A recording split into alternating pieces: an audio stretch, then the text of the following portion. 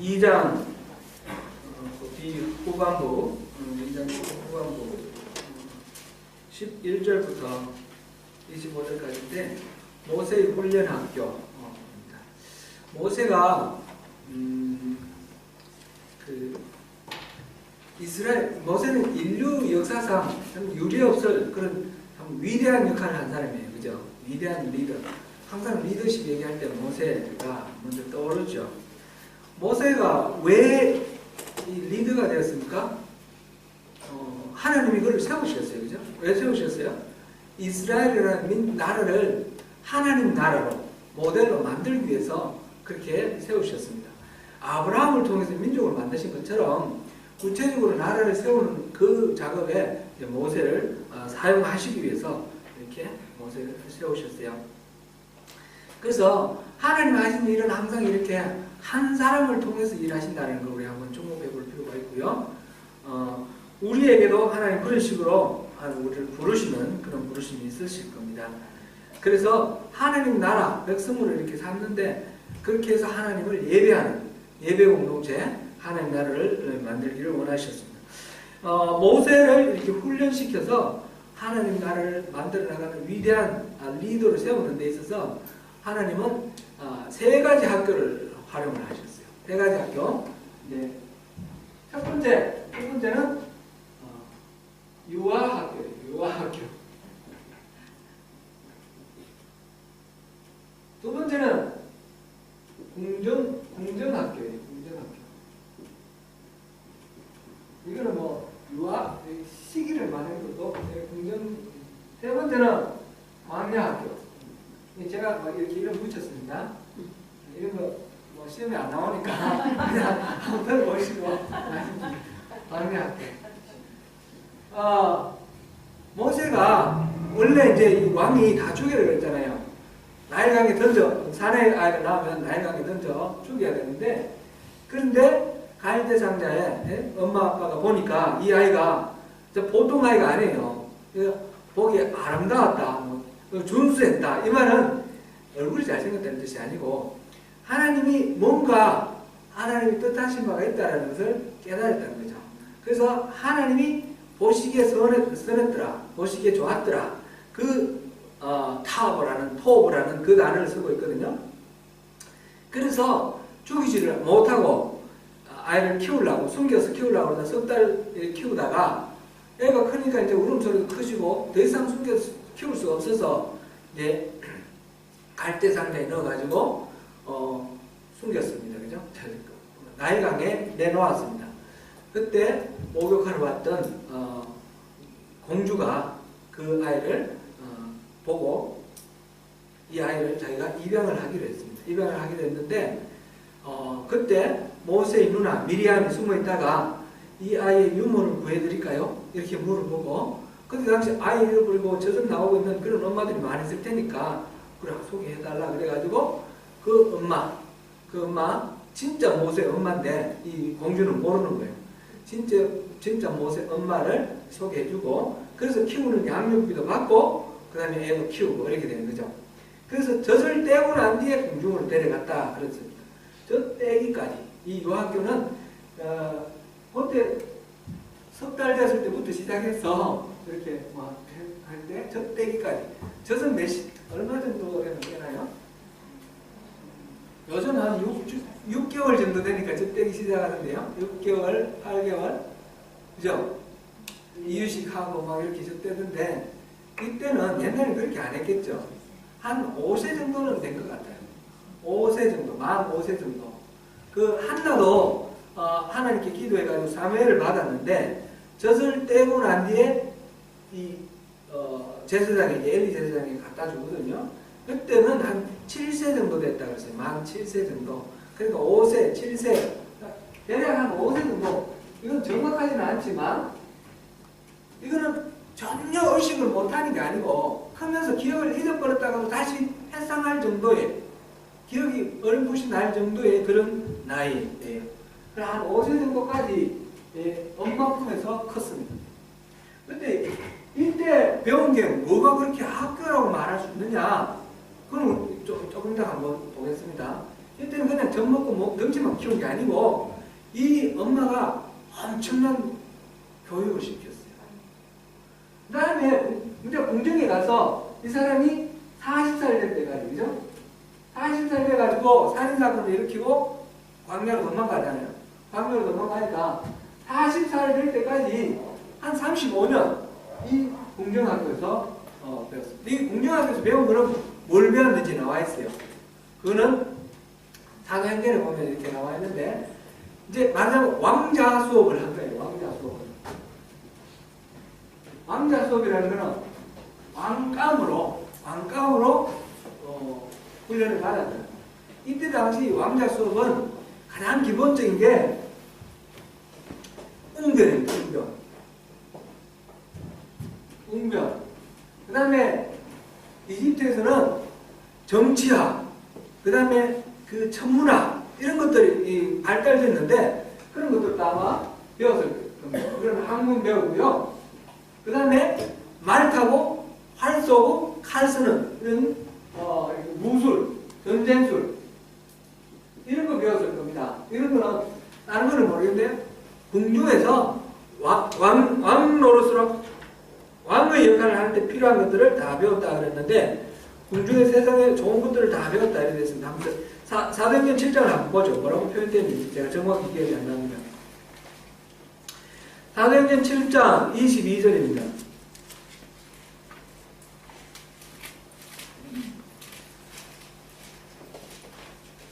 사도행전 7장 22절. 이거는 이제 스테판 집사가 마지막 최후의 설교하고 있는 중이에요. 설교하는 중에 이스라엘 역사의 전체를 쫙 깨고, 그리고 예수님, 이 모든 역사를 통해서 기다렸던 메시아 예수에 대해서 얘기하고 있는 것입니다. 그런데 여기서 22절 보니까 모세가 애굽 사람의 모든 지혜를 배워 그의 말과 하는 일들이 능하더라. 애굽 사람의 모든 지혜를 배워서 말과 하는 일들이 능하더라. 이렇게 되어 있습니다. 그 다음에 광야학교에서 뭘 배웠습니다. 그런데 지금 유아학교에서 뭘 배웠는지, 이 궁정학교에서 뭘 배웠는지 이거를 한번 또 이렇게 살펴볼 필요가 있겠습니다. 이 궁정에, 그러니까 엄마가 전대고 난 뒤에 가서 궁정에 가서 그 다음에 이 사람이 뭐 하나님에 대해서 배울 기회가 있었을까요? 없었을까요?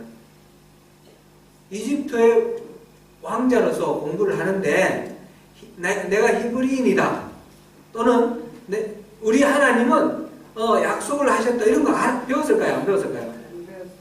그러니까 만약 이때 배우지 않았으면 모를 일이에요. 그죠? 그런데 이 자기가 히브리 사람인 줄 알고 있었어요. 40살 돼서 살인을 하는데 자기 형제들을 돌볼 생각이 나서, 히브리 사람을 돌볼 생각이 나서 갔다가 그 사람이 부당하게 두들겨 맞는 걸 보고 이렇게 도와주려고 그러다가 불의의 살인사건을 휩쓸리게 되는데, 그거 자기가 히브리인이라는 의식, 그건 어디서 배웠느냐 이거죠. 이거는 유아 때 배운 거예요. 유아 때. 그리고 이 사람이 지금 사도행전 다시 한번 보겠습니다. 사도행전에 여기 모세 부분을 우리 한 번 더 보고 그 다음에 이 말씀을 진행해 나가면 좋겠습니다. 이거는 우리가 성경에 보니까 이렇게 돼 있더라 라는 걸 우리 확인해 보는 거예요. 사도행전 지금 7장 22절까지 했는데 23절부터 조금만 더 읽어보겠습니다. 같이 읽습니다. 시작. 나이가 40이 되매 그 형제 이스라엘 자손을 돌볼 생각이 나더니 한 사람이 동안 인당함을 보고 보호하여 압제받는 자를 위하여 원수를 갚아 애굽 사람을 쳐 죽이니라. 그는 그의 형제들이 하나님께서 자기의 손을 통하여 구원해 주시는 것을 깨달으리라고 생각하였으나 그들이 깨닫지 못하더라. 아멘. 거기까지만 하겠습니다. 지금 돌볼 생각을 하고 나갔다라는 거하고, 그 다음에 이집트 사람을 쳐 죽인 이야기가 나왔고, 그 다음에 25절에 보니까 그의 형제들이 하나님께서 자기의 손을 통하여 구원해 주시는 것을 깨달으리라고 생각했다. 자기를 믿음으로 삼아서 하나님 구원해 주실 거라는 것을 다른 사람들이 다 알 거라고 생각했다는 거죠. 그럼 이 생각은 어디서 나왔을까요? 자기를 리더로 삼아서 구원을 한다. 지금 이스라엘 사람은 여기 지금 노예로 살고 있는데 이들이 구원될 거다. 이런 생각은 어디서 나왔을까요? 이거는 유아기에 엄마한테 배운 거 아니면 알 수가 없는 거예요. 그죠? 엄마한테 분명히 배웠을 거예요. 이 창세기 15장 13절 보니까 하나님이 아브라함에게부터 이미 얘기를 했어요. 가서 이집트에 가서 400년 동안 노예 생활을 할 거다. 그 이미 얘기하셨어요. 그죠? 그러니까 요셉이 자기 죽을 때 뭐라고 유언했습니까? 나중에 우리가 여기서 나갈 때 내 시체를 갖고 나가서 묻어달라 그랬잖아요. 그러니까 이스라엘 사람들은 여기서 마르고 딸떡 살다가 끝나는 게 아니라 반드시 돌아간다는 걸 알고 있었어요. 유대인들은, 히브리인들은 누구나 다 알고 있었어요. 그거를 이 아이에게 알려준 거예요. 안 알려줬으면 알 수가 없는 거잖아요. 그죠? 여기서 그거를 우리가 유아학교에서 그런 걸 배웠구나 라는 걸 알 수가 있습니다. 히브리서를 한번 또 가보겠습니다. 히브리서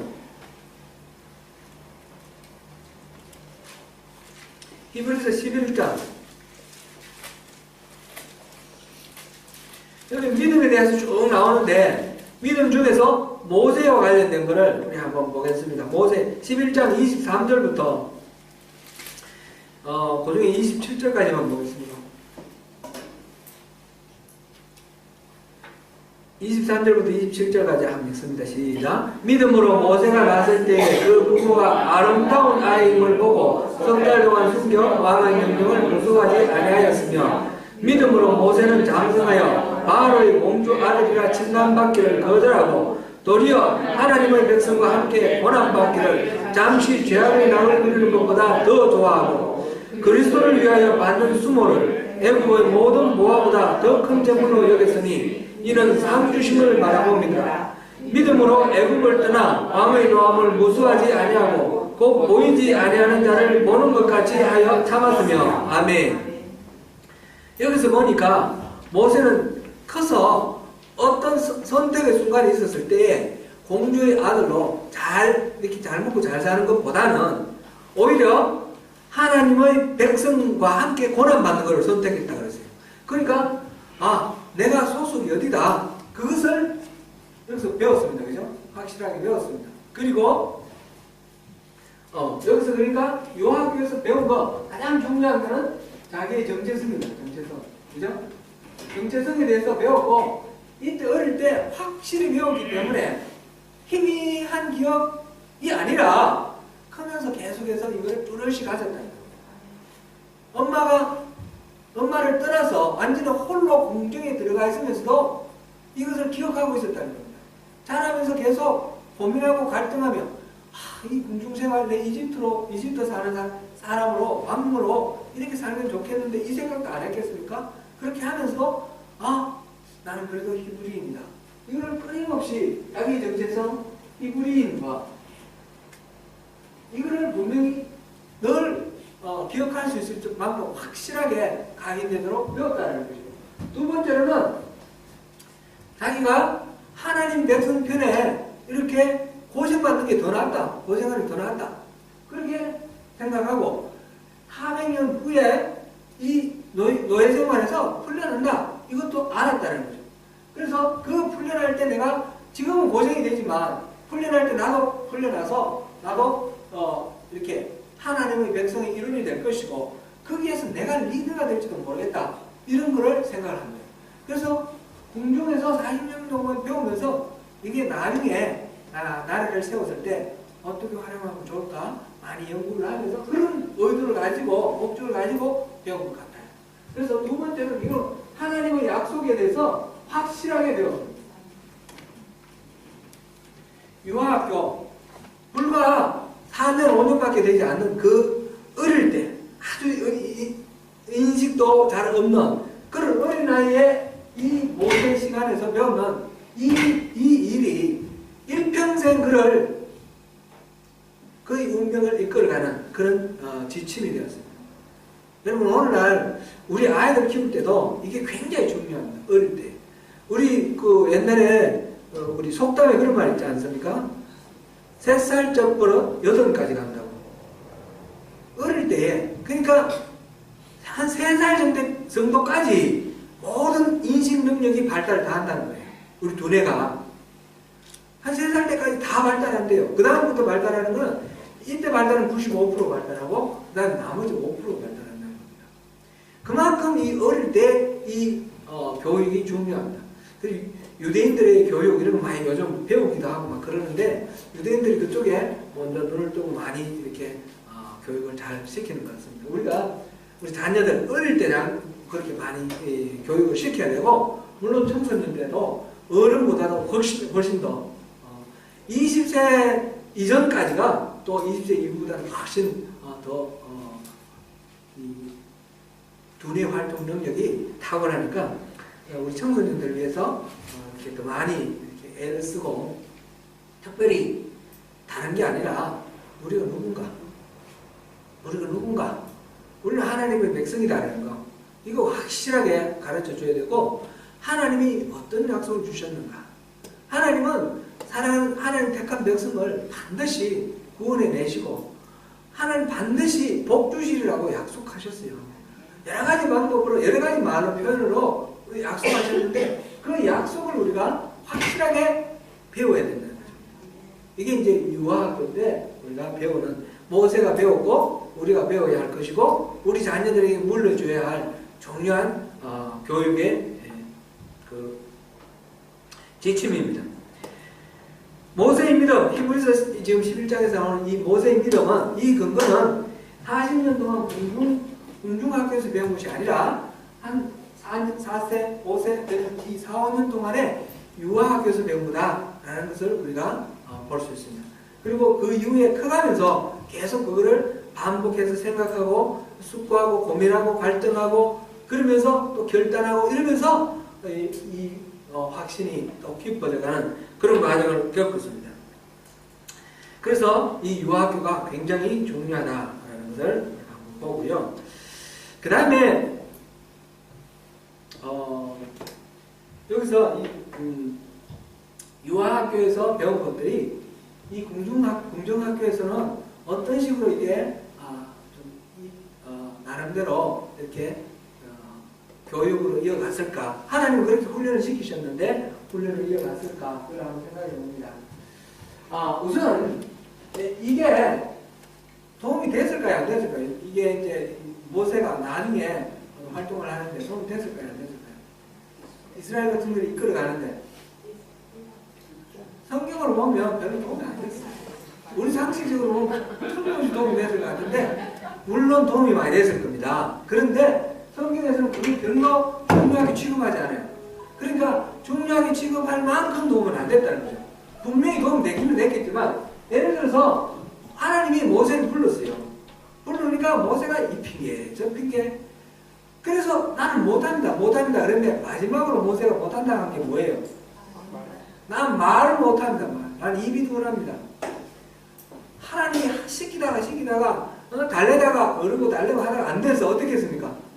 아론을 붙이셨어요. 네 말하는 거는 그러면 아론한테 시켜줄게. 모세가 40년 동안 왕자 수급하면서 웅변수를 그렇게 배웠는데 아론보다 말 못하겠어요? 훨씬 더 말 잘하고 여기서 보니까 사도행전에도 말과 일에 능했다고 그랬잖아요. 그런데 그런 것들이 다 소용없어져 버리는 거예요. 이 공중학교에서 배운 것을 통해서 일하는 것이 아니라 하나님이 주신 것으로 일하는 겁니다. 그 다음에 나머지 것들도 한 가지 더 있는데 제가 생각해보니까 한 가지 더 있는데요. 이 사람이 정치학도 배우고 통치술을 배웠을 거 아니에요. 왕으로서.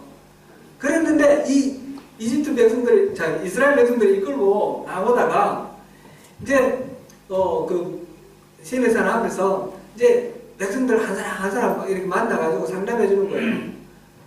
그걸 보고 장인 이드로가 뭐라고 말합니까? 그렇게 하지 말고 이렇게 좀 이렇게 조직을 해라. 천부장도 세우고 백부장도 세우고 십부장도 세우고 이렇게 해가지고 사소한 것들은 그 사람들께 다 맡기고 중요한 것만 네가 책임져라. 안 그러면 너 진짜 죽는다, 번아웃 한다 그랬잖아요. 이거는 행정의 기초 아니에요. 이게 행정의 기초. 그죠? 행정의 기초인데 모세는 그거 생각도 안 나는 거예요. 40년 동안 훈련 받았지만 생각도 안 나는 거예요. 그래서 시골에 그런 미디안 족장 따지면 그 사람이 다스리는 인구로 따지면 뭐 몇만 명밖에 안 될 텐데 그 사람의 조언을 듣고 이걸 조직을 할 정도로 백성들을 조직을 할 정도로 그만큼 여기서 배운 것들은 다 읽었다는 거예요. 나중에는 또 다 활용이 돼 있겠죠. 우리 뭐 성경에는 그게 어떻게 활용되는지 나와 있잖아요. 그만큼 거기서 배운 것들은 중요하게 취급되지 않는다는 겁니다. 그러면 뭐가 중요하게 취급됩니까? 이때 배운 것들이 이때 공정학교를 거치면서 어떤 고민과 갈등 속에서 이 모세를 형성해 나가는가, 그것이 이제 취급이 되고 있습니다. 모세가 나중에 살인사건을 일으키죠. 히브리 사람을 돌아볼 생각을 가지고 갔는데 보니까 부당하게 이렇게 핍박을 받고 있어요. 그죠? 부당하게 핍박을 받고 있는데 이때 모세의 신분은 뭐예요? 이집트 왕자예요. 이집트 왕자인데 이 부분은 제가 좀 더 설명을 하겠습니다. 이집트의 왕자인데 보니까 이집트 그 노역장에서 히브리 사람이 일하는데 그게 감독관, 그러니까 아주 말단 관리도 아닐 거고 뭐 그런 사람이에요. 그죠? 그런 사람한테 때려 죽였어요. 때려 죽였는데 이게 문제가 됐어요. 이게 상식적으로 문제가 될 만해요? 안 될 만해요? 왕자가 사람 노역장에 감독 하나를 때려 죽였어요. 이 문제가 될 것 같습니다. 아, 죄송합니다. 상식적으로. 대수롭지 않게 넘어갈 수도 있지 않아요? 그렇죠? 왕자인데. 그런데 왜 이게 문제가 돼서 모세가 도망을 갔죠? 왜 그 바로는 모세를 죽이려고 했을까요? 여기 어떤 게 있을 것 같습니다. 이게 자연스러운 건 아니에요. 이거 아무 생각 없이 지나가면 우리 아무 생각 없이 그냥 넘어갈 수도 있는데 자연스러운 건 아니에요.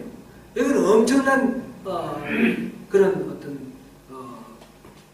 모세로서의 갈등, 고민 이게 들어있는 거예요. 모세가 정치 왕자가 아니고 위대한 히브리인이기 때문에 인종 문제가 되죠. 그것 때문에 그랬죠. 히브리인. 그런데 히브리인이라는 걸 누구나 다 알고 있었다는 거겠죠. 말하자면. 그죠?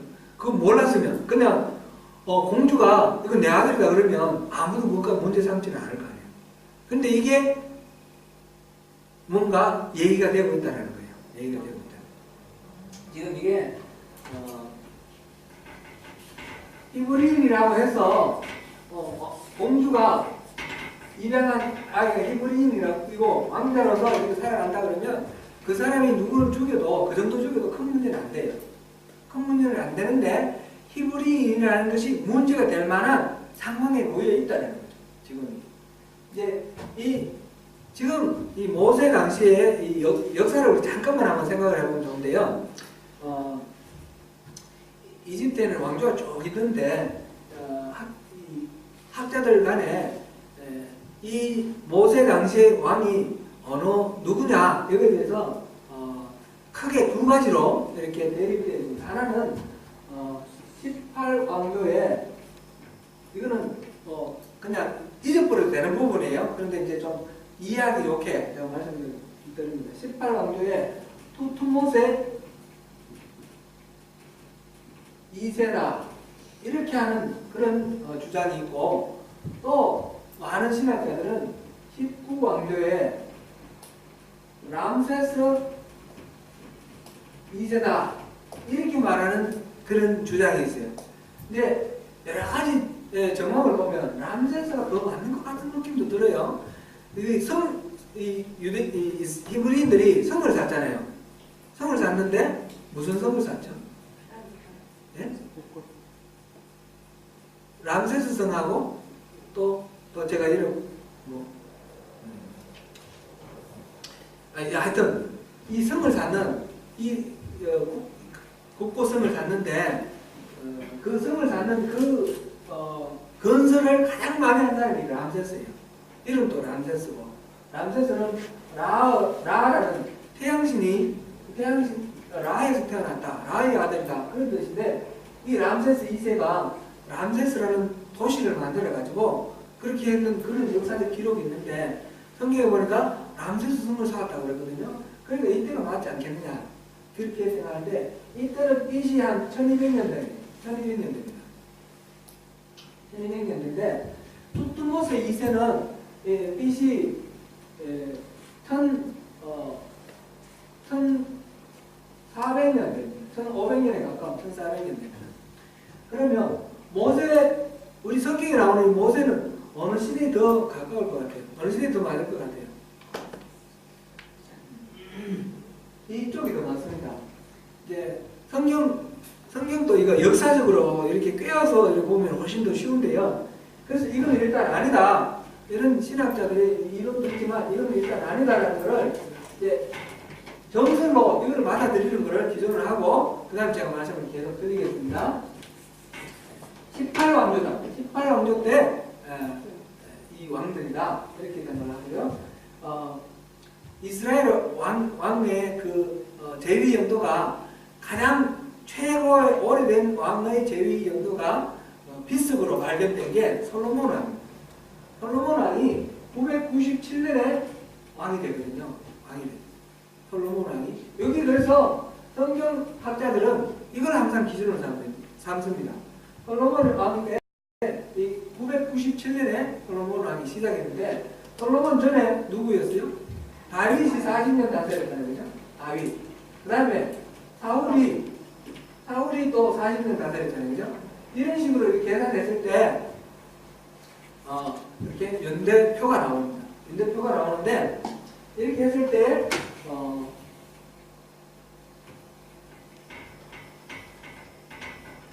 이건 다 BC입니다. BC.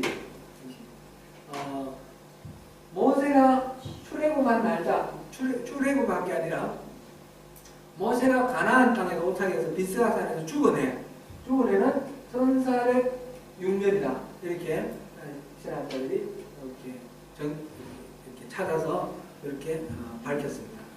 1406년 모세가 몇 살에 죽었어요? 126년, 120살에 죽었잖아요. 120살에 죽었으니까 모세가 태어났을 때는 언제예요? 1526년에 태어난 거예요. 그죠? 1526년에 태어나서 120년 이렇게 살았으니까 이때랑 시대가 비슷하죠. 그죠? 그래서 투트모스 2세가 모세 당시에 왕이었다. 이렇게 봅니다. 이 투트모스 2세, 이 18왕조는 아흐모세라는 사람이 첫 왕이 됐는데, 아흐모세 다음에 그 다음에 또 왕 이름, 두 번째 왕 이름 생각이 안 나네요. 두 번째 왕이 아멘토텝 1세고, 그 다음에 세 번째 왕이 투트모세 1세입니다.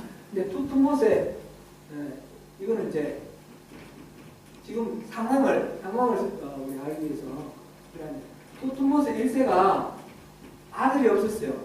아들이 없어서 딸이 있었는데, 그 딸, 이 공주가 왕이 되지 못하고, 투트모세 2세는 조카예요. 조카를 왕으로 삼고 결혼을 했어요.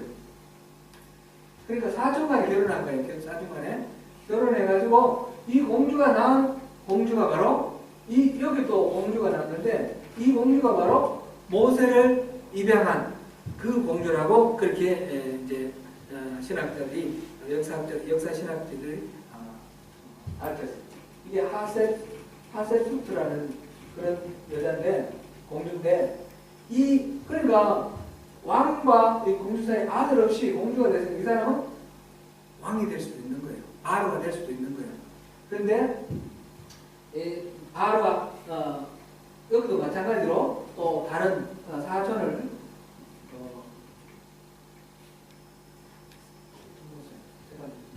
지금 이거 공부가 나왔네. 다시. 이게 투투모스 1세하고 여기서 공주 사이에 나오는 공주가 투투모스 2세하고 결혼한 사람이 지금 이게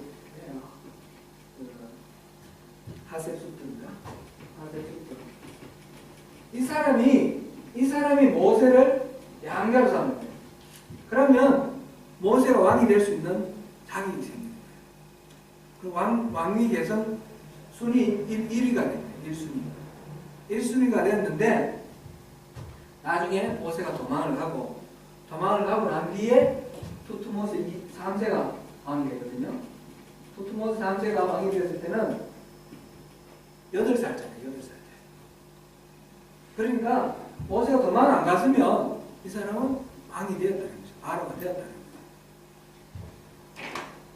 그러면 모세가 이런 왕위 개성 제1순위에 있는 사람이 살인을 했는데 히브리 사람을 돕는 이집트인을 죽였는데 웬만한 보통 때 같으면 괜찮아요. 괜찮은데 이 사람이 왕순위 1이기 때문에 정적들이 있을 거 아니에요.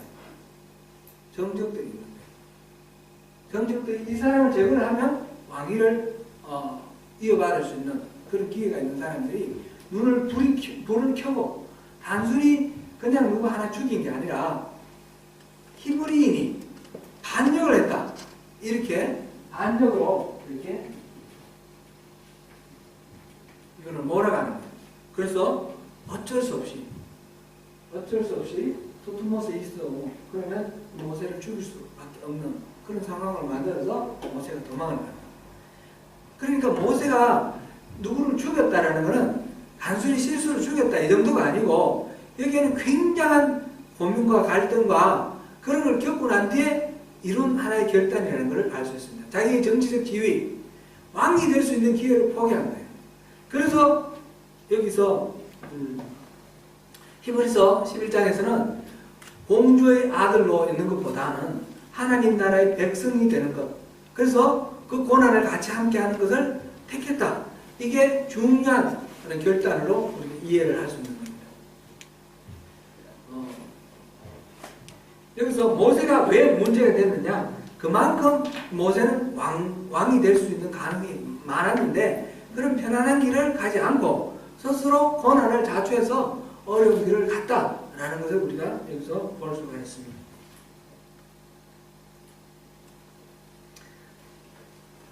그리고 이때 유대인들이 많은 또 마찬가지예요. 히브리인들이 모세가 첫날 그런 일이 있어서 죽여버리고 아볼때 죽게 되어서 어떻게 하다가 죽어버렸어요. 그러니까 모래 속에 묻었습니다.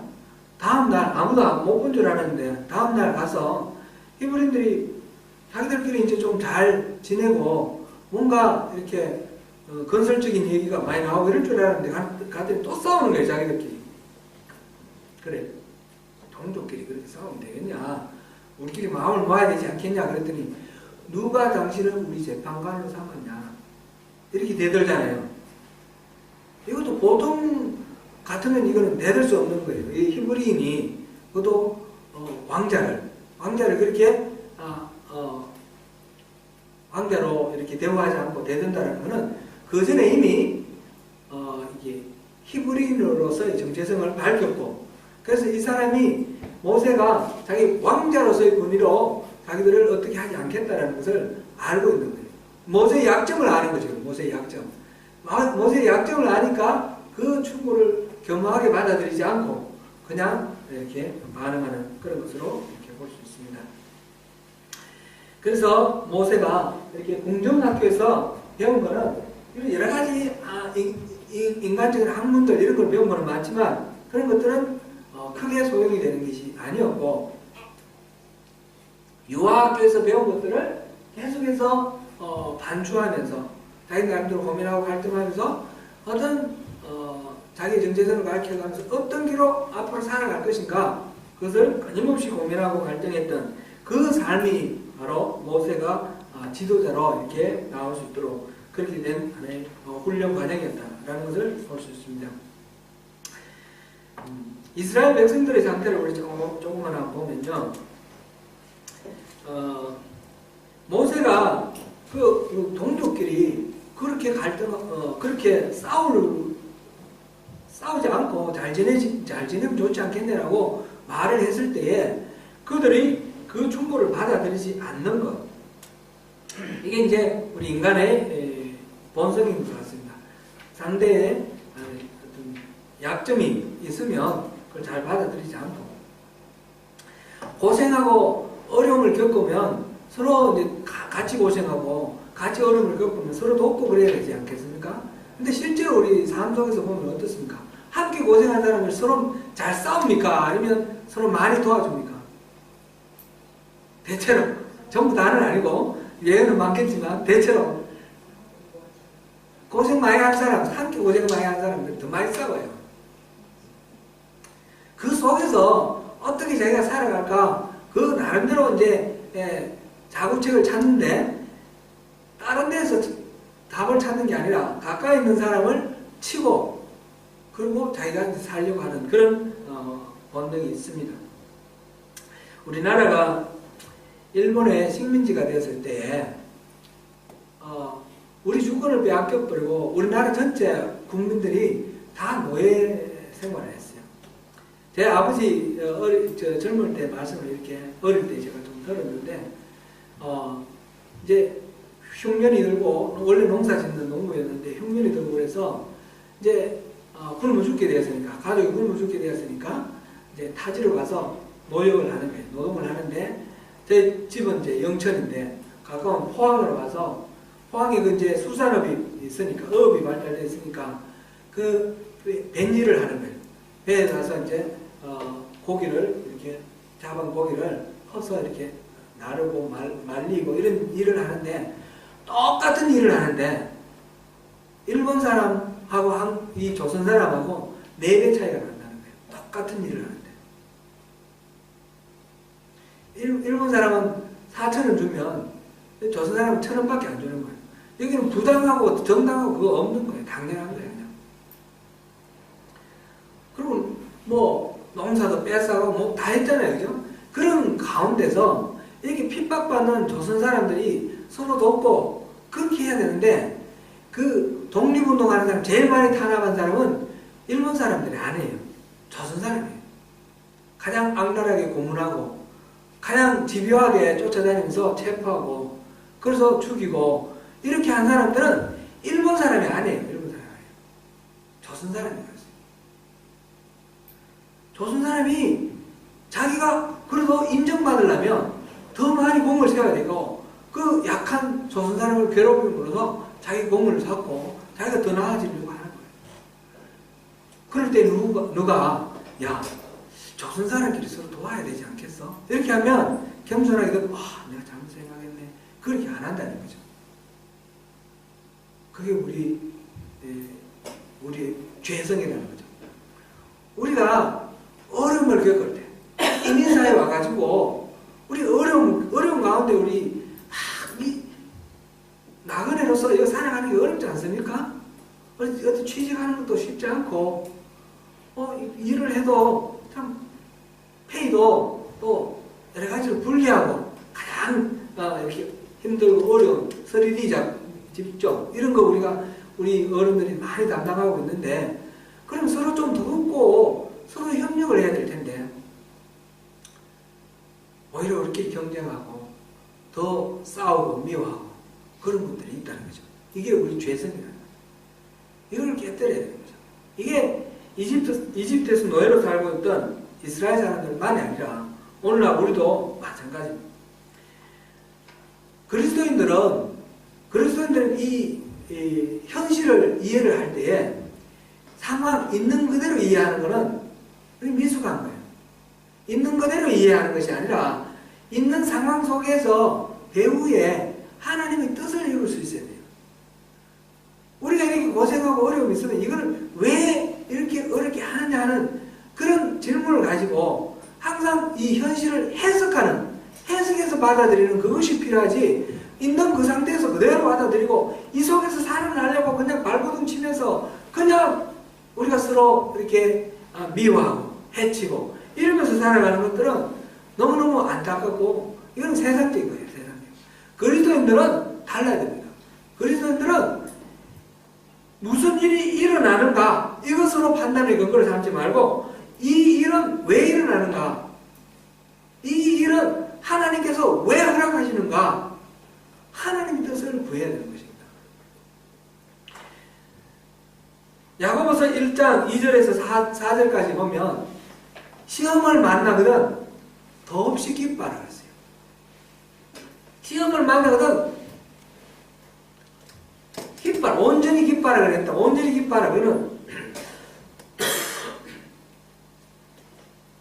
그 원어의 의미를 살려서 해석을 하면 너희가 시험을 만나거든 뛸 듯이 기뻐하라 그런 뜻이에요. 너무너무 좋아서 내게 왜 이런 시험이 왔구나, 야호! 그렇게 하라는 거예요. 그게 됩니까? 안 되죠? 근데 그렇게 하래요. 왜? 그게 하나님의 뜻이 분명히 있다는 것입니다. 시험을 주실 때는 하나님이 우리를 망하게 하려고 시험 주시는 법은 없다는 것입니다. 시험을 주실 때는 반드시 우리에게 유익을 주시기 위해서 시험을 주신다는 것입니다. 그렇기 때문에 시험을 만나거든 뛸 듯이 기뻐하라는 겁니다. 우리 새벽 기도 때 우리 시험에 대해서 우리 생각해 봤는데, 시험은 우리를 온전케 하기 위한 수단입니다. 시험은 인내를 하고, 인내는 우리를 온전하게 하여 구비하여 부족함이 없게 한다 그랬습니다. 구비는 모든 게 다 갖추어진다 그런 뜻이거든요. 시험을 통과하면 우리는 점점 더 완성되어 간다는 것입니다. 크리스찬은 상황을 볼 때 이 시험을 통해서 이루실 하나님의 그 계획, 하나님의 프로비전, 섭리, 이거를 볼 수 있어야 됩니다.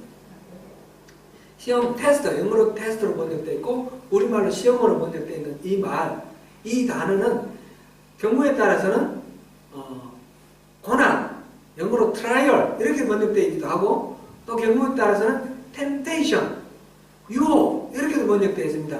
시험은 여러 가지가 있는데 두 가지 유형으로 대별됩니다. 두 가지 유형으로.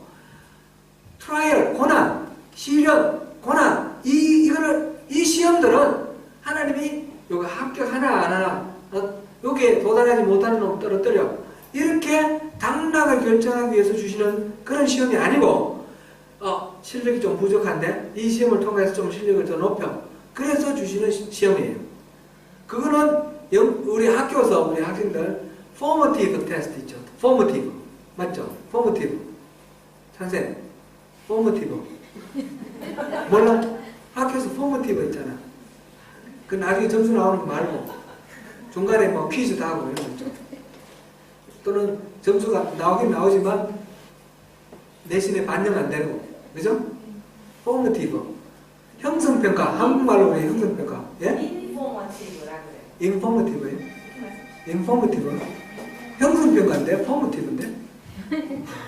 어쨌든 이거는 당락을 위한 게 아니라 실력 양성을 위한, 이 시험을 하면서 모르는 걸 알게 되고 또 불확실한 걸 확실하게 알게 하고, 이런 게 학교에서 있는데 그 포머티브 테스트 맞아요.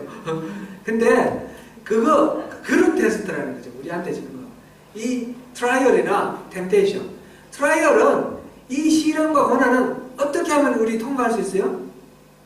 참고 견뎌내면 통과할 수 있습니다. 참고 견뎌내야 됩니다. 그 다음에 이 유혹은 피하고 도망가야 됩니다. 그래야지 통과가 됩니다. 안 그러면 또다시 그 시험을 겪어야 됩니다. 이 시험을 하나님은 우리가 통과할 때까지 계속 시험을 주셔요. 통과하면 그 다음 단계를 주시는데, 안 그러면 그 단계 계속 주셔요. 돈 문제 걸리는 분 계속 돈 문제에 나와요. 뭐 이렇게 성적인 문제 걸리는 분 계속 성적으로 걸려요. 그걸 통과해야지 그 다음 문제 나와요. 인간관계 문제 걸리는 분은 계속 그 문제 걸립니다. 교회 옮긴다고 해결 안 됩니다. 이 교회에서 해결해야 됩니다. 하나님은 해결하라고 그 시험을 주시는 겁니다. 그거를 통과하고 나가야 됩니다. 시험 중에서 시련, 고난, 이거는 통과해야 됩니다. 견뎌내고 참고 통과해야 됩니다. 견디고 참아야 됩니다. 유혹은 피하고 도망가야 됩니다. 그런데 우리가 어떻게 하냐면 시련과 고난 이거는 피하고 도망가려고 그러고 유혹은 참고 견디려고 그래요. 그러니까 이 통과가 안 되는 거죠. 유혹은 참고 견디는 게 아니라 도망가고 피해야 됩니다. 그리고 고난은 피하는 것이 아니라 참고 견뎌야 됩니다. 어쨌든 이런 시험을 통해서 우리가 인격이 성숙되고 우리 점점 예수를 닮아가고 그렇게 되는 것입니다. 그래서 우리에게 시험을 주시니까 이 시험은 뛸 듯이 격발하는 것입니다. 지금 내 삶, 내 가정 속에서 무엇이 문제인가? 그럴 때에 그 문제를 하나님 주신 시험, 테스트라고 생각하고 받아들이고 그것을 주님의 방법으로 해결하기를 바랍니다. 주님 방법으로 해결 안 하고 내가 다른 방법으로 해결하려고 하면 이게 해결이 안 되고 끊임없이 이거는 다음 과제로 또 반복되어 나오는 것입니다. 근데 이 과정이 끝날 때까지 사실은 우리 눈에 뭔가 좀 보이면 좋겠는데 잘 안 보여요. 잘 안 보이니까 우리는 잘못된 판단을 이게 하나님이 감당치 못할 시험이 없다고 했고 피할 길을 주신다 그랬는데 이거 피할 길인가? 그래서 또 피하다 보면 그게 아니고 막 이런 식의 오류에 빠지는 겁니다.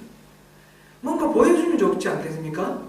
하나님이 그 여리고성을 정복을 할 때 하루에 한 바퀴씩 6일 동안 놀고 7일날 7바퀴 놀고 나팔을 불라 함성을 질러라 그랬는데 첫날 한 바퀴 돌았을 때 벽돌 한 서너 개 떨어지고 두 번째 날 돌았더니 저쪽 문 쪽에 금이 쫙 까있고 세 번째 날 갔더니 저쪽 구석이 허물어졌어요. 그러면 얼마나 좋겠어요. 이게 틀림없이 이게 하나님이 지금 물을 때리시는구나. 그런데 6일을 돌아도 꼼짝도 없어요. 이게. 금이 하나 안 가. 먼지 하나 떨어집니다. 그게 우리의 고난에서 일어나는 일들입니다. 하나님이 일하시는 방법입니다. 마지막 7일째도 7바퀴 다 돌 때까지 아무런 조짐이 없어요. 그런데 그 중간에 포기하면 안 된다는 것입니다. 마지막에 하나님 말씀하신 대로 나팔을 불면 그게 외치니까 일순간에 무너지지 않습니까? 하나님 그렇게 일순간에 모든 걸 해결해 주시는 겁니다. 400년 동안 노예 생활할 동안에 하나님은 아무 일도 안 하신 것 같았어요.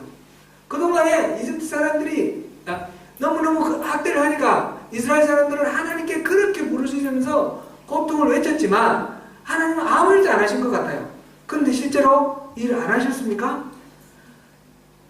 70명이 가서 60만, 어른만 60만 본 여자 다 포함해서 200만 한 국가를 만들기에 충분한 그런 인구를 만들어 놓으셨고 모든 사람들이 언제든지 출애굽할 그런 마음 자세 그걸 만들어 놓으셨고 또 이집트 사람들이 출애굽하는 사람들에게 모든 문제를 다 내줄 수 있도록 그렇게 다 만들어 놓으신 거예요. 그리고 한 사람 모세를 보내신 거예요. 하나님 일하시는 거는 이렇게 완벽하게 준비해 놓으시고 이렇게 일하셔요. 아브라함이 이삭을 죽이려고 할 때 그 모리아산 제단에서 이삭을 칼로 죽이려고 하는 순간 하나님이 멈춰라 하셨어요. 그래서 멈췄어요. 그리고 고개를 돌려보니까 저기 산당이 걸려 있었어요. 그죠? 그걸 그 산당으로 가지고 대신 제사를 드렸어요. 이 산당이 갑자기 그 순간에 탁 나타났습니까? 그렇지 않아요. 아브라함이 이삭을 데리고 모리아산에 올라가는 동안 하나님이 저쪽 끝에서 그 산장을 몰아가지고 여기서 모리아산에서 마지막 칼 내리는 순간에 여기 와서 덤불에 걸리도록 하나님 그렇게 일하고 계시는 거예요. 하나님 놀고 계시는 건 아니에요. 우리 눈에 안 보인다고 하나님 아무 일도 안 하시는가 보다. 하나님 다 버리셨나 보다. 하나님 날 잊어버리셨나 보다. 그렇게 단임할 것이 아니라는 것입니다. 내 눈에 안 보여도 하나님이 일하십니다. 신실하신 하나님을 믿으시고 눈에 보이는 것으로 판단하지 마시고 하나님 약속을 믿으시고 하나님 성품을 믿으십시오. 그래야 우리 그리스도인이 승리할 수가 있습니다.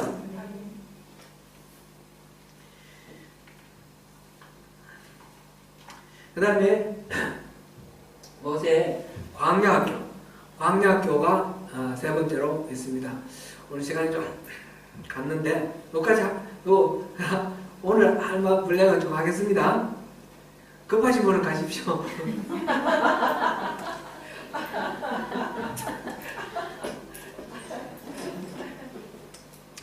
우리 여기서 이제 곁다리 얘기로 모세의 장인 이름이 여러 가지로 나와 있죠. 르우엘이 나와 있고 2장 몇 절인가요?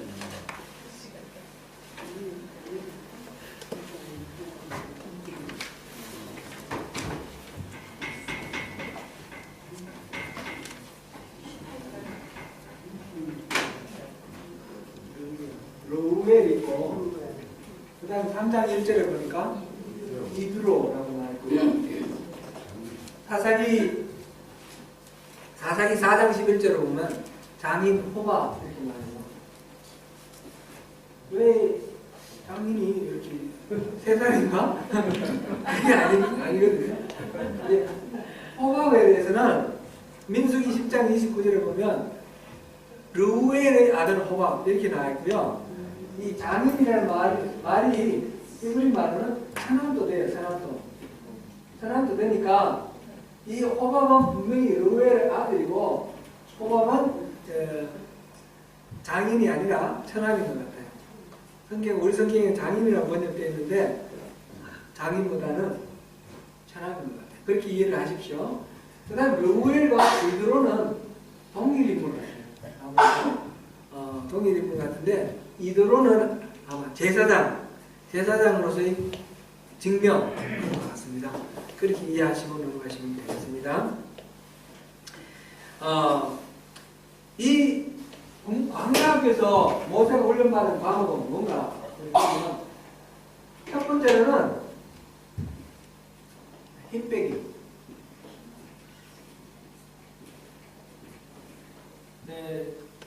모세가 궁중에서 왕자로서 다음 왕위 계승 1순위 왕자로서 이렇게 살면서 또 위세도 떨치면서 살았을 거 아니에요. 편안하게, 안락하게. 모세가 입은 옷으로만 봐도 사람들이 다 왕자인 줄 알았는데 이제 살인을 하고 도망가가지고 저 미디안에서 어떤 우물가에서 이렇게 그 양들 물을 먹이는데 그 어떤 소녀가 양을 끌고 왔는데 이게 못 먹이니까 도와줬어요. 그죠? 근데 다른 목자들이 있는 데서 이 소녀들을 양친 소녀들을 이렇게 먼저 이렇게 물을 먹이는 거. 이건 나중에 옛날에 보면 야곱도 그랬는데 야곱이 자기 외삼촌한테 갔을 때 그랬는데 사실 목자들이 여러 명 있는데 그 사람들을 제압을 하고 이렇게 먹이려고 그러면 아마 이때도 좀 혈기를 좀 부렸을 것 같아요. 그죠? 혈기를 부리고 생략되어 있지만 한마디로 딱 생략되어 있지만 아마 그동안에 무술 같은 거 배운 거 이런 거 좀 발휘를 하고 얍 한번 하고 그 다음에 상대들을 딱 제압하고 이렇게 했을 것 같아요. 그럼에도 불구하고 이드로의 딸이 집에 돌아가가지고 너 어떻게 일찍 왔냐 그랬더니 뭐라고 말했습니까? 한 이집트인이 도와줬다. 모세에 대해서 압니까 모릅니까? 모르고 있어요. 이제 무명인이 되었습니다. 왕위 계승 1순위 그런 왕족에서 지금 완전히 몰락해서 무명인이 되었습니다. 이 자존심은 또 아직까지 살아있을 거 아니에요. 자기 동족들이 몰라준 것에 대한 원망도 있을 거고 이 살아있는 이 자존심 이게 이제 빠져나가는데 힘들이 걸렸다. 이렇게 이제 우리가 보면 될 것 같습니다. 기질, 결기 이런 것들이 전부 그래서 나중에 80이 돼가지고 리더로 됐을 때는 그런 것들이 다 없어졌어요. 하나님이 너 민족들을 구원해라.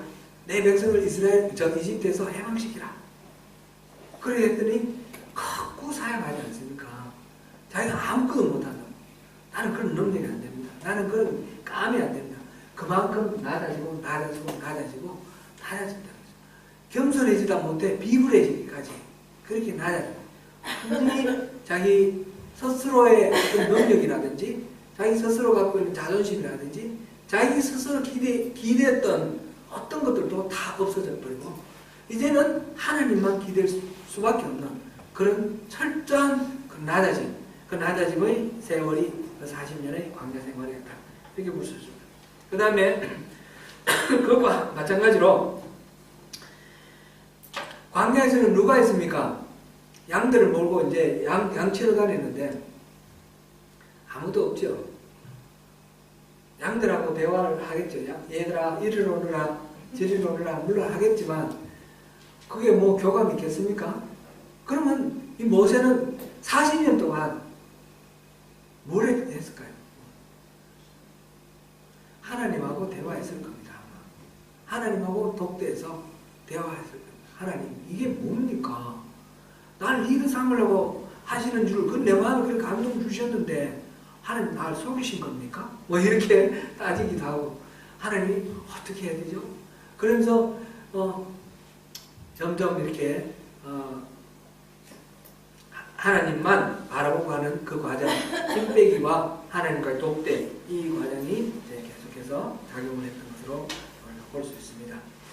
이 광야 학교는 하나님과의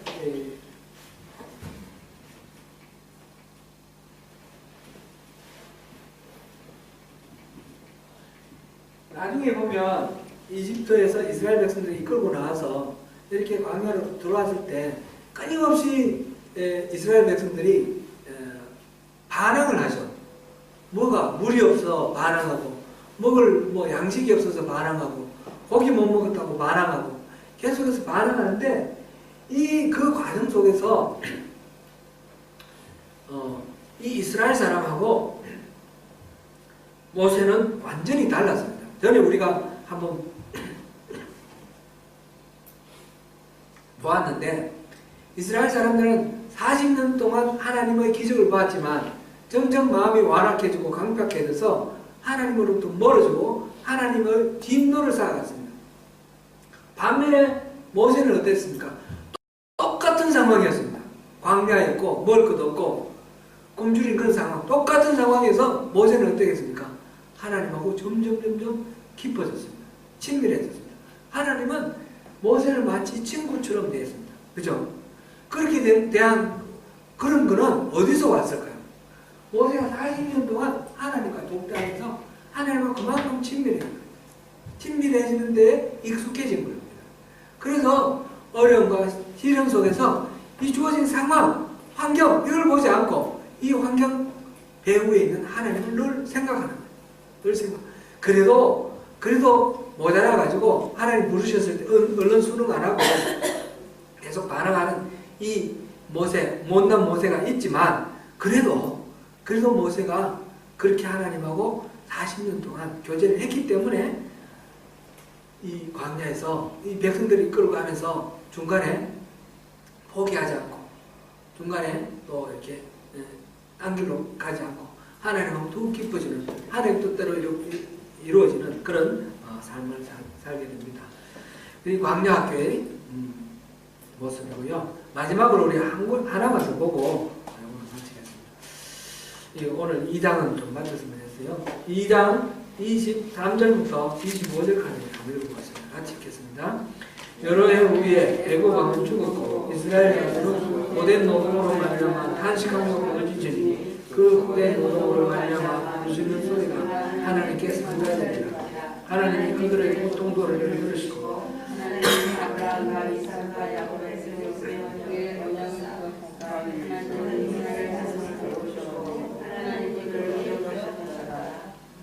아멘. 개역 한글에는 하나님이 이스라엘 자손을 돌보셨고 그들을 권념하셨다 그렇게 돼 있죠. 그렇습니까? 네. 예. 권념하셨다라는 것은 두 동사를 물 좀 부탁드릴게요. 두 동사를 지금 같이 묶어서 하는 말인데 아니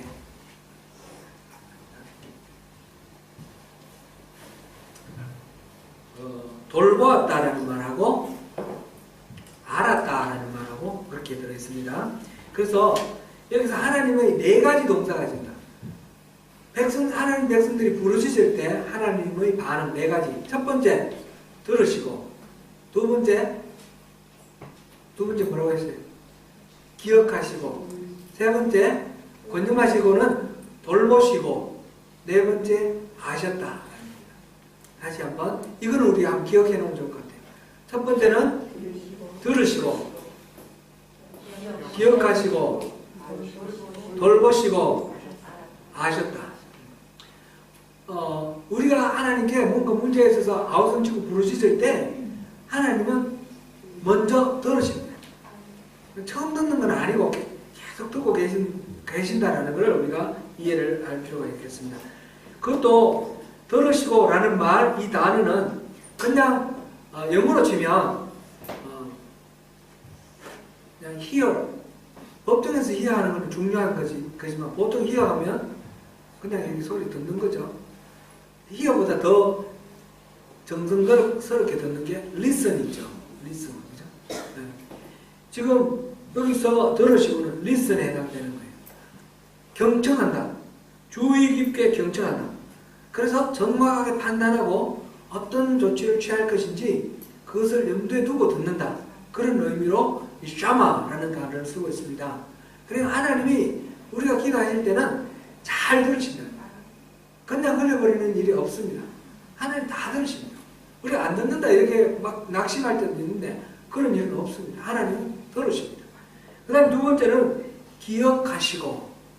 하나님이 기억하신다 이 말은 여기서는 아브라함과 이삭과 야곱 그들에게 한 약속, 적과 꿀이 흐르는 가나안 땅 그 땅을 주겠다.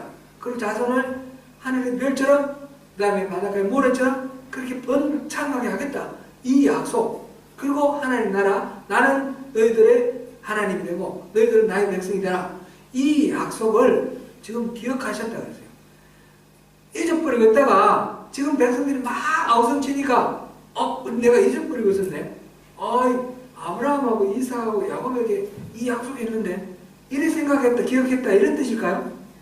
그런 뜻이 아니에요. 하나님이 잊어버리는 적이 없어요. 그러니까 늘 기억하고 계셨던 것을 이제 내가 바야흐로 무르익어서 액션을 취할 생각을 하셨다. 이제 개입을 할 준비를 하신다. 이런 뜻으로 기억하셨다. 그런 의미입니다. 그 다음에 세 번째, 돌보시다. 돌보시고 살피신다. 이 말인데 이거는 필요를 공급해 주신다. 그런 뜻입니다. 이거는 단어가 로이라는 단어를 썼는데 창세기 16장 13절에 보면 하갈이 아기가 생기고 난 뒤에 그 사라에게 까불다가 쫓겨나는 그런 장면이에요. 사라에게 쫓겨서 광야로 갔는데 그냥 죽게 됐습니다. 목마르고 배고프고 죽게 돼서 하나님한테 하소연을 했더니 하나님이 살려주시는. 그래서 네가 돌아가서 네 주인에게 복종하고 그렇게 하라. 그래서 돌아가서 이스마엘을 낳습니다. 이스마엘 이때 하갈이 거기 우물 옆에 있었는데 그 우물 이름을 브엘 라이로이 이렇게 했는데 브엘 라이로이라는 말 이거는 나를 살피시는 살아계신 그분의 우물 이런 뜻입니다. 브엘이라는 말은 브엘세바 뭐 이렇게 브엘 우물이라는 뜻이거든요. 우물. 그런데 라헤 로이는 살피신다, 돌보신다 그런 뜻입니다. 그렇게 이 하갈에게 공급해 주신 것처럼 우리를 살피시고 필요한 것을 공급해 주시는 분이 바로 이 하나님이십니다. 여기서 이스라엘의 부르짖음에 들으시고 그 다음에 기억하시고 돌보셨어요. 그 다음 네 번째 동사는 아셨다. 아셨다. 여기는 개정기에게는 기억하셨더라 그래야 되는데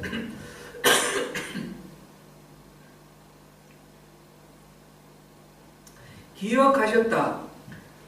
개혁개정에는 두 개를 합쳐서 번영하셨다 이렇게 되는데 돌보시고 아셨다 이렇게 하는 게 더 정확합니다. 이 안다라는 말, 야다라는 단어는 아마 많이 들으셨을 겁니다. 안다. 하나님이 아셨다. 이 안다라는 거는 그 지식이 있다, 인포메이션이 있다 이런 뜻이 아닙니다. 그 부부가 오래 살아가지고 서로 속속들이 아는 거, 그거를 야다라는 단어를 씁니다. 창세기 이 3장, 4장에서 보면 아담과 하와가 동침하였더라 그랬는데 그 동침하였더라라는 말이 야다라는 단어입니다. 부부가 동침하는 것처럼 그리고 온전히 하나가 되어서 그 속속들이 다 알게 되는 그런 상황을 야다라고 합니다.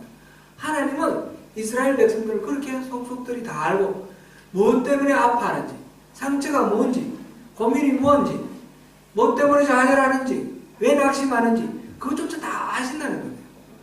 이거를 오늘날 우리가 기도할 때 이걸 그대로 적용해 보시면 좋겠습니다. 우리가 기도하면 하나님은 다 들으십니다. 어느 것 하나 그냥 흘려듣는 게 없이 경청하시고 하나님 우리 한 영혼 한 영혼을 천하보다 귀하게 여기시며 들으십니다. 들으시고 기억하십니다. 뭘 기억하십니까? 우리에게 주셨던 약속들, 하나님의 백성을 선택하시고 부르시면서 주셨던 그 약속들, 하나님의 자녀로 삼아주시고 하나님의 백성으로 삼아주시고 하나님 필요한 모든 하나님의 신령한 복으로 충만하게 채워주시겠다는 그 약속, 하나님 늘 동행하시겠다는 약속, 그 약속을 기억하고 계신다는 것입니다. 그래서 내가 지금 어렵고 공무에 처했는데 그것은 하나님 버리셔서 그런 것이 아니라 하나님이 나를 더욱 성숙시키기 위해서, 하나님 더욱 신뢰하게 하도록 하기 위해서 지금 기다리고 계시는 거예요. 테스트하고 계시는 거예요.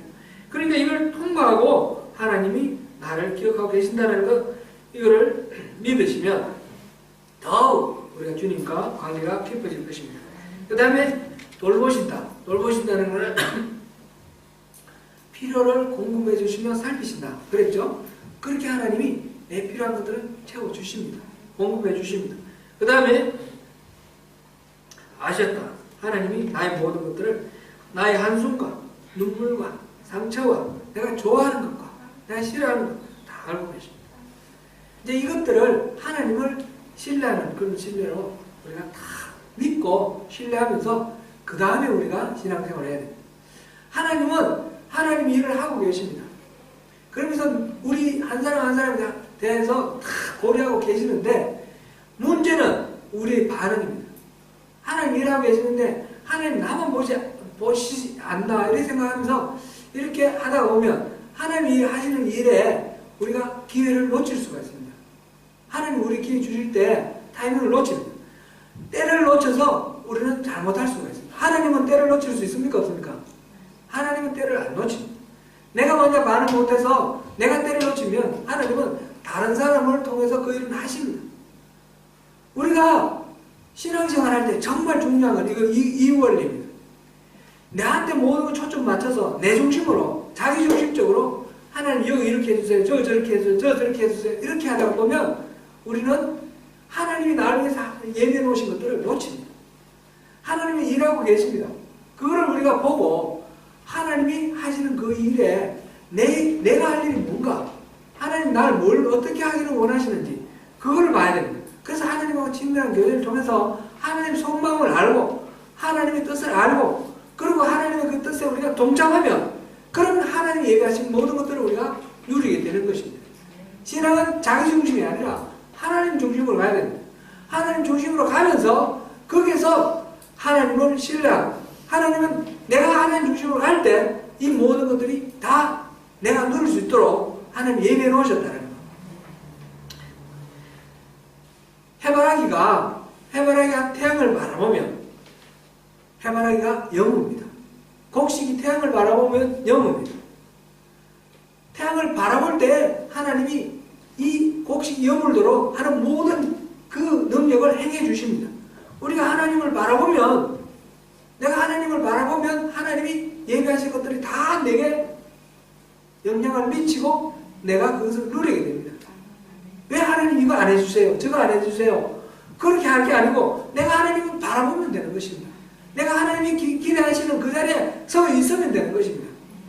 내가 하나님이 일하시는 운행하시는 그 원리를 보고 하나님이 내가 어디에 동참하기를 원하시는지 보고 그 자리에 내가 가 있으면 되는 것입니다. 그러면 우리가 모든 것들을 다 누리게 되는 것입니다. 내가 중심이 아니고 하나님이 중심이 될 때 사실은 내가 모든 것들을 다 누리게 됩니다. 내가 뭘 잘해가지고 하나님께 영광 돌릴 수 있다. 그런 거 없습니다. 내가 안 해도 하나님은 영광스러우신 분입니다. 내가 안 함으로써 하나님이 뭐 하실 일이 뜻이 좌절되거나 뭐 실패하시는 그런 일이 있을까요? 그런 거 없습니다. 하나님은 완전하신 분입니다. 내가 안 해도 하나님 하실 일 다 하십니다. 그런데 문제는 뭡니까? 내가 그거를 못 누린다는 거죠. 내가 하나님 그 영광에 동참할 수 없다는 것입니다. 하나님 손해볼 거 없습니다. 내가 손해보는 겁니다. 그러니까 신앙은 내 중심이 아니라 하나님 중심으로 하나님 뜻을 분별하고 하나님이 기대하시는 그 자리에 우리가 가 있는 것, 그것을 위해서 우리가 기도하면서 하나님 마음을 헤아리고 하나님과 친밀하면서 우리가 오해하지 않고 하나님 뜻을 분별하는 것, 그것이 신앙입니다. 오늘 이렇게 모세가 이렇게 훈련받아가는 과정을 통해서 우리 그리스도인으로서 우리가 어떻게 하나님을 신뢰하면서 나갈지 우리가 함께 살펴봤습니다. 기도하겠습니다. 우리 합심해서 한번 기도하면 좋겠습니다. 하나님, 우리 하나님을 더 잘 이해할 수 있도록 주님 도와주십시오. 모세를 훈련하신 것처럼 우리에게도 그런 시험 통해서 또 여러 가지 과정을 통해서 훈련시켜 나가실 때 우리가 그것을 잘 받아들이고 잘 감당할 수 있도록 주님 우리에게 은혜 베풀어 주십시오. 우리가 우리 스스로 의지할 바가 하나도 없음을 고백합니다. 오직 주님께만 의지합니다.